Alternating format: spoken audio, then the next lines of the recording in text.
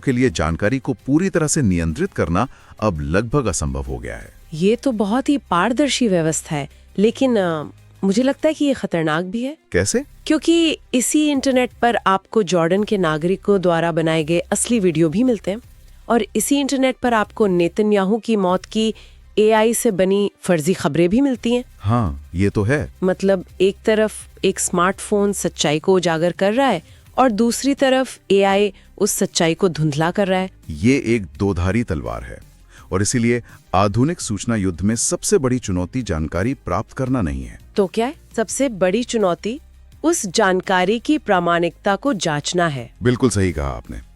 तो अगर हम आज के इस पूरे गहन चर्चा को समेटें तो हमारे इन तमाम स्रोतों के विश्लेषण से ये बात बिल्कुल स्पष्ट हो जाती है कि मध्य पूर्व में जो तनावपूर्ण संघर्ष चल रहा है वो पारंपरिक मिसाइलों और ड्रोनों के युद्ध से बहुत आगे निकल चुका है। हाँ बिल्कुल। ये केवल जमीन या हवा में नहीं लड़ा जा रहा, ये नैरेटिव का युद्ध है, सेंसरशिप का युद्ध है, और सबसे बड़ी बात, सच्चाई पर नियंत्रण का युद्ध है। एकदम सही।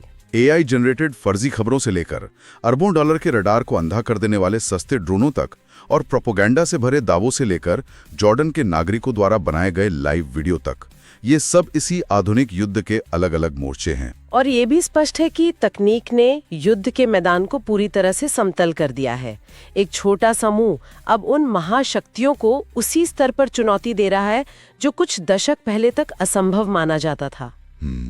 और इसीलिए आज के समय में इंफॉर्मेशन ओवरलोड के इस दौर में किसी भी एक स्रोत पर आंख मूंद कर भरोसा करने के बजाय क्रिटिकल थिंकिंग बहुत जरूरी है। बिल्कुल, हर जानकारी पर सवाल उठाना जरूरी है। किसी भी एक वीडियो, एक दावे या एक वायरल खबर को सच मानने से पहले ये देखना जरूरी है कि ये जानकारी आ कहां से रही है और इसके पीछे किसका फायदा हो सकता है। बिल्कुल। तो चर्चा के अंत में श्रोताओं के लिए सोचने वाली एक बहुत ही महत्वपूर्ण बात यह है कि आज हमने देखा कि कैसे एक साधारण नागरिक जो महज एक सीमा के पार बैठा है, वो अपने स्मार्टफोन के एक क्लिक से किसी देश की सबसे कड़ी सैन्य सेंसरशिप की दीवार को तोड़ सकता है। तो ऐसे में सवाल ये उठता है कि भविष्य के युद्धों में क्या कोई भी देश कभी भी सच्चाई पर अपना एकाधिकार यानी मोनोपोली रख पाएगा? ये एक बहुत बड़ा सवाल है। क्या आने वाले समय में हथियार ज्यादा शक्तिशाली होंगे, या हर आम इंसान के हाथ में मौजूद एक कैमरा इस पर विचार